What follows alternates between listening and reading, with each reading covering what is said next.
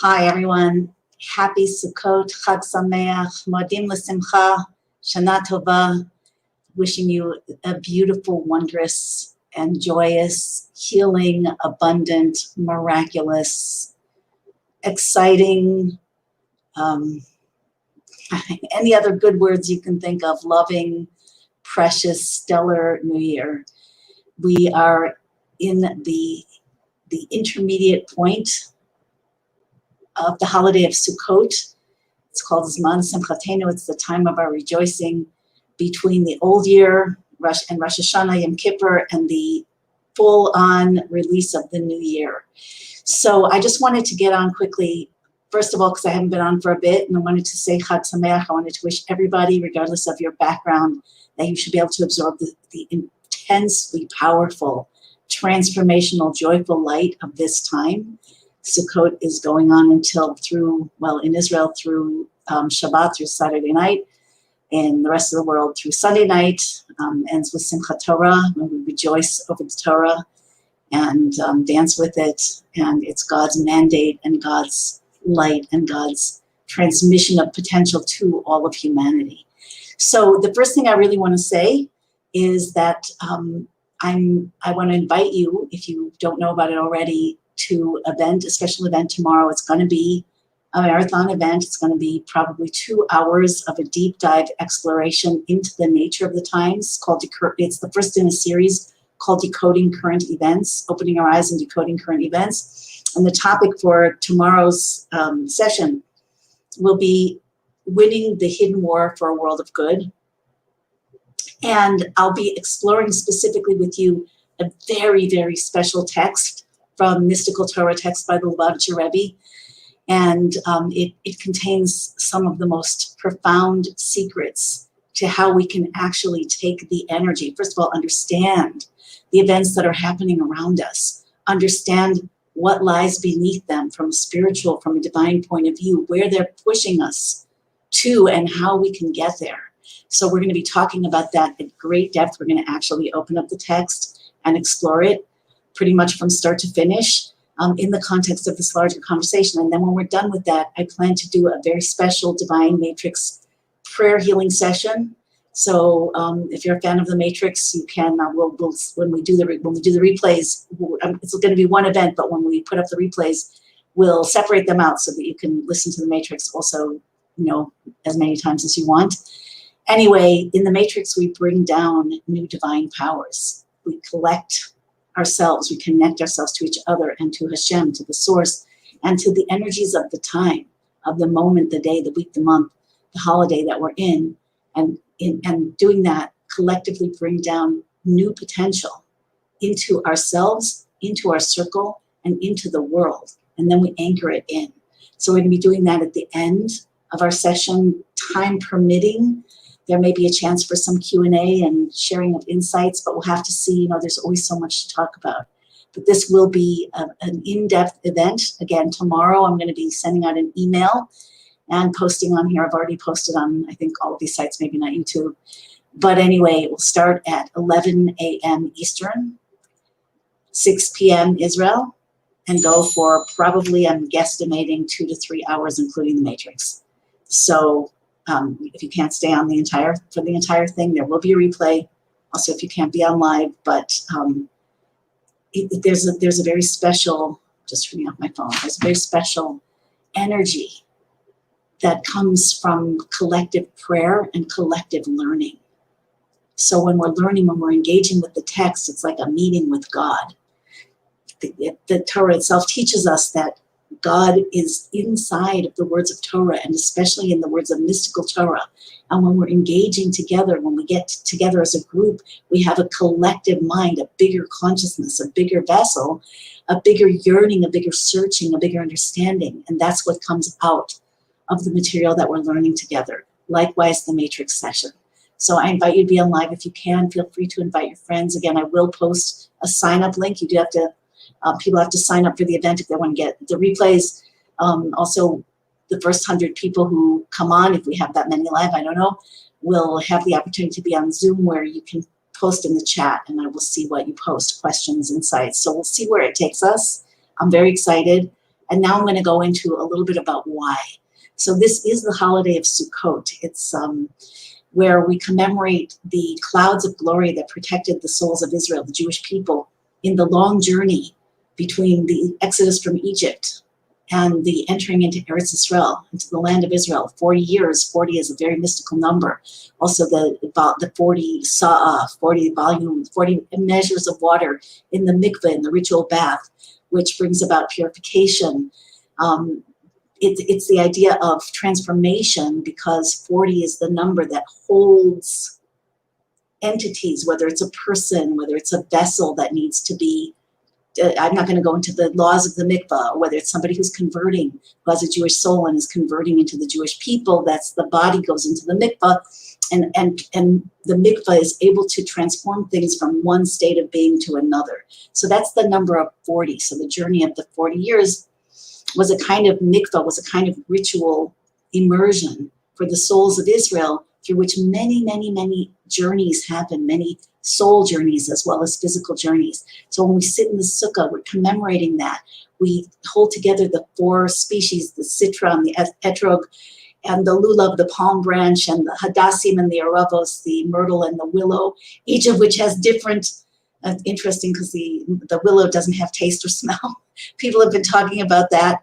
The hadassim, the myrtle, has beautiful smell, and the lulav is apparently palm, I guess, palm, hearts of palm, has a good taste but no smell. And then the citron, the etrog, has both taste and smell, and it represents the 4 types of souls, of people that come together, and it represents the unity. Like and this is such a key point, and I'm speaking to myself, because everybody is in a state of some kind of arousal or agitation, like pretty much everybody in the world right now.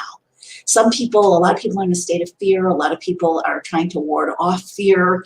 Wherever some people are just aloof, they're really checking out. Some people are trying to go very deep. Wherever you're at, I guess there are these 4 different ways of being. And when it comes to fear, some people are terrified of being sick. Some people are terrified of government overreach. And people see things in very different ways, and it can cause a lot of argument, a lot of clash. So I'm really working to internalize this concept of unity, because unity does not mean, sometimes you see on groups where people will post about something and then somebody else will say, please don't talk about this, please don't talk about this. And then the initial poster might feel like, well, where am I supposed to express myself? So I want to say unity is a tremendous power, and it's part of the power of Sukkot, but it doesn't mean squashing each other. It means learning from each other. It means making space for each other. So does not mean that someone who wants to wipe you up and wishes you ill, that you have to make space for them. That doesn't mean closing your eyes to, what's really going on with people, because let's face it, I'm not talking about friends with friends, but, in the world situation right now, there are players who don't necessarily have our own good in mind, to say the least. And it's good to be, in my opinion, awake to that, because probably there's something you can do about it.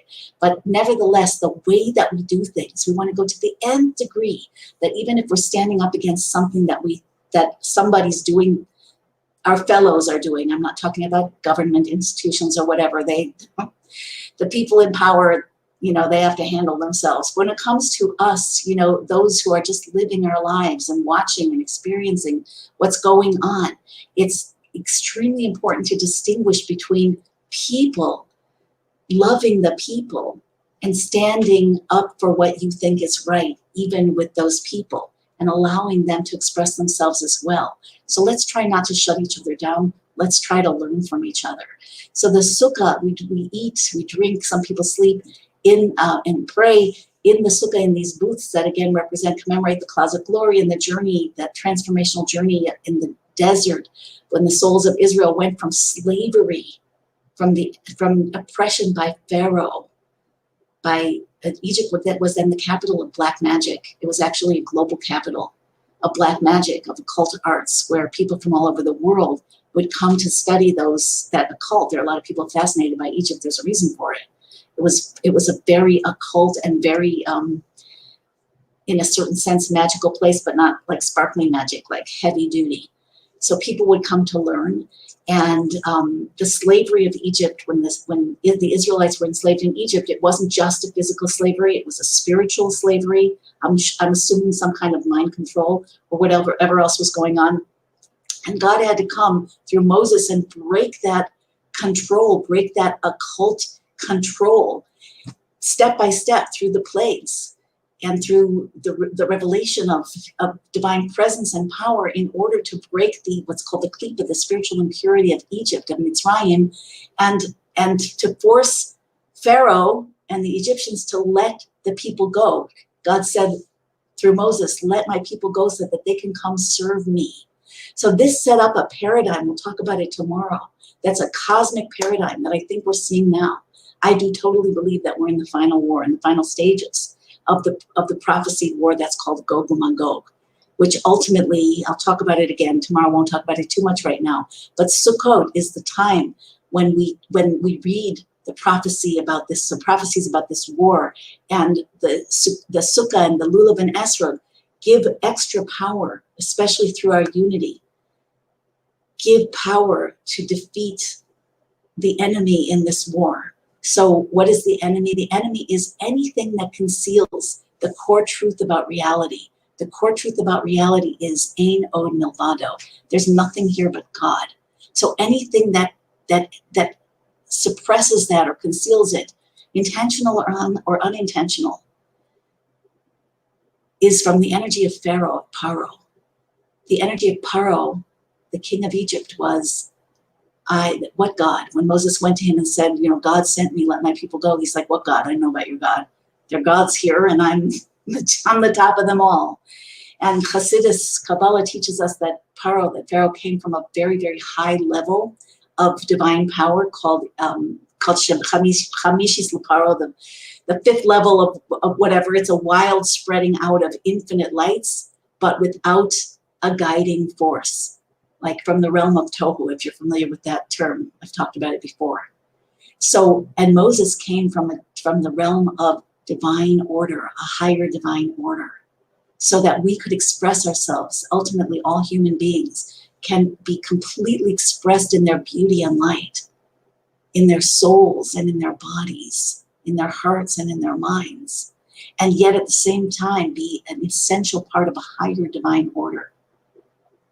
So instead of squashing each other, we each find our place in the cosmic puzzle, in the cosmic symphony, and something magnificent is created and divinity, God, shines through. So this is the level of Moses. So we're in a battle, essentially. There have been different players. God reincarnates the big players as well as the rest of us throughout different generations. We're taught that at this time, at the end of days, so to speak, the end of the old era, all of the big players are going to come back. They're going to be reincarnated and as players on the world stage, so that each can take their role, replicate their issues, that they, their attempts to, to hide the divine truth, to stand in the way of this ultimate revelation, and each one can be either transmuted or, checked out. So we're in very, very amazing times, and tomorrow we're going to be talking about, again, be exploring it directly from the text, talking about what we learn, and then looking at the solution that the Rebbe suggests to us, that he transmits to us. There needs to be a shift in consciousness in this final stage. The Chafetz Chaim, one of the great sages of a couple of generations ago, said that World War I was that Gog U'Magog would be in 3 stages.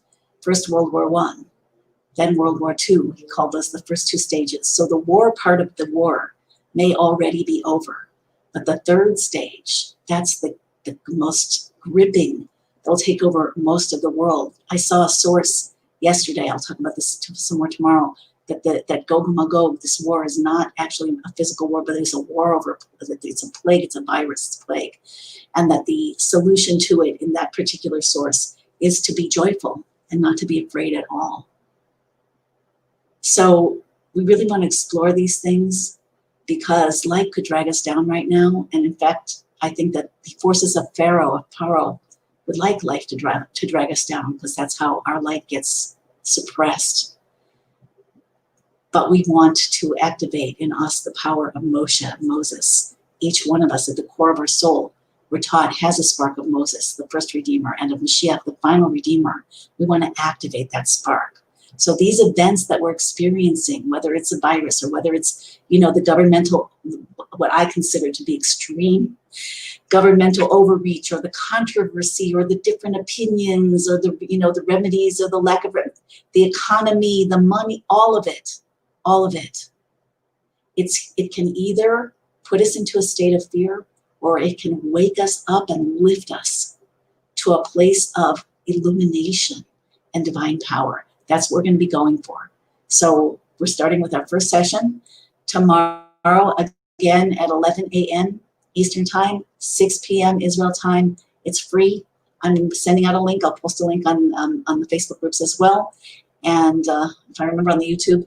And invite your friends to join. Sign up. If you sign up, you'll also get access to the recording. And we will include a special Divine Matrix prayer healing session as well at the end. So stay tuned, and Chag Sameach, Shana Tova, Modim L'Simcha. Love to everybody. Take care. I'm just gonna take me 1 second to sign off here.